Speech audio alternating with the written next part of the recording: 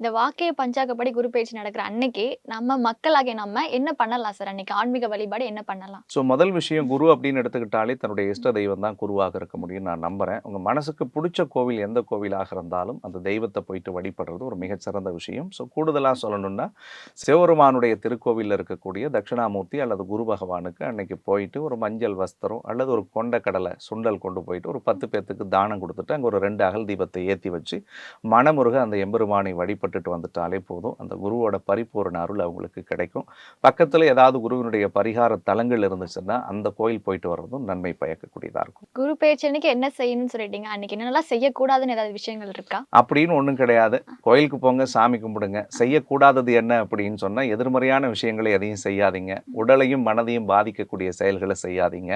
எந்த விஷயத்த பண்ணா உங்க வாழ்க்கை நல்லா இருக்கும் அப்படின்ற ஒரு எண்ணம் உங்களுக்குள்ள இருக்கோ, அந்த ரெசல்யூஷன அந்த குரு பெயர்ச்சியில தொடங்குங்க.